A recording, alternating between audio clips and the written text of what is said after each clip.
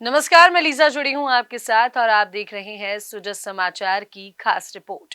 करौली जिले की विधानसभा सपोटरा में स्थित मीन भगवान नारेश्वर धाम अब धार्मिक पर्यटन के प्रमुख केंद्र के रूप में विकसित होने जा रहा है। मुख्यमंत्री श्री भजनलाल शर्मा द्वारा इस प्राचीन स्थल के विकास हेतु 1,95,00,000 रुपए की राशि स्वीकृत की गई है, जिसका शिलान्यास विधायक श्री हंसराज मीणा ने किया। यह विकास कार्य न केवल धार्मिक भावना को बल देगा, बल्कि क्षेत्रीय विकास, रोजगार और जल संरक्षण जैसे कई पहलुओं को भी सशक्त बनाएगा। स्थानीय नागरिकों में इस सौगात को लेकर उत्साह है और वे मुख्यमंत्री के इस निर्णय के लिए आभार प्रकट कर रहे हैं। देखिए ये खास रिपोर्ट। विधानसभा सपोटरा के निशाना गांव में स्थित मीन भगवान नारेश्वर धाम को अब धार्मिक पर्यटन स्थल के रूप में विकसित किया जा रहा है। इस कार्य के लिए मुख्यमंत्री श्री भजनलाल शर्मा ने 1,95,00,000 रुपए की सौगात दी है। इस पहल के लिए विधायक श्री हंसराज मीणा द्वारा रविवार को इस परियोजना का शिलान्यास किया गया है, जिसके साथ ही क्षेत्र में खुशी की लहर दौड़ पड़ी है। इस परियोजना के तहत धाम के पास बहने वाली कालीसिल नदी पर बने एनीकट की भराव क्षमता को बढ़ाया जाएगा। इससे अधिक मात्रा में वर्षा जल का संचयन संभव होगा, जिससे न केवल जल स्तर में सुधार होगा, बल्कि क्षेत्रीय कृषि को भी बल मिलेगा। साथ ही एनीकट पर घाटों का निर्माण किया जाएगा, ताकि श्रद्धालुओं को स्नान की बेहतर सुविधा मिल सके।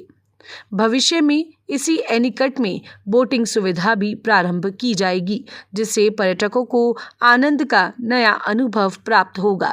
इस बेहतरीन पहल से नारेश्वर धाम का सौंदर्यीकरण होगा और दूर दराज से आने वाले श्रद्धालु व पर्यटक यहां प्राकृतिक छटा का आनंद ले सकेंगे।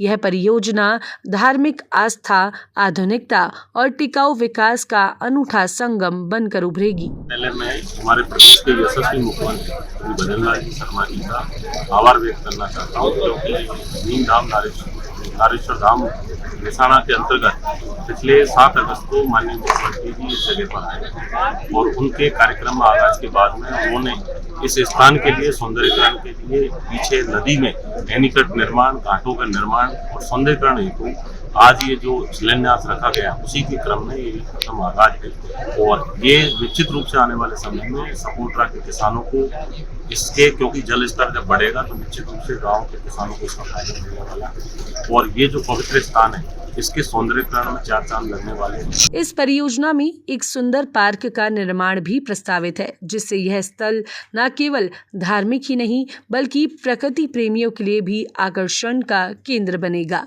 मुख्यमंत्री श्री भजनलाल शर्मा की मंशा है कि ऐसे धार्मिक स्थल न केवल आस्था का केंद्र बने, बल्कि आर्थिक, पर्यावरणीय और सामाजिक दृष्टिकोण से भी क्षेत्र सशक्त बने।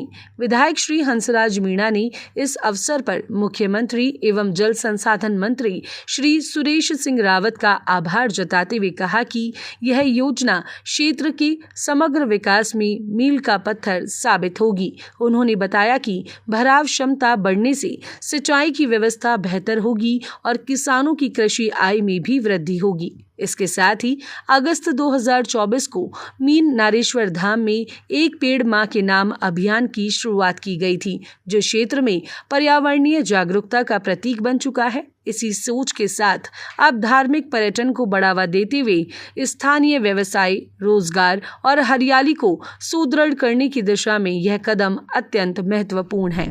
मुख्यमंत्री श्री भजनलाल शर्मा की सोच और विधायक श्री हंसराज मीणा की सक्रियता से सपोटरा क्षेत्र में धार्मिक पर्यटन के नए युग की शुरुआत हो रही है।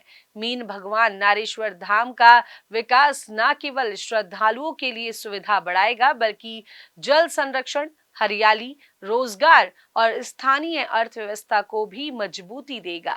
यह परियोजना क्षेत्र के सामाजिक, आर्थिक व पर्यावरणीय सशक्तिकरण की दिशा में एक महत्वपूर्ण कदम है।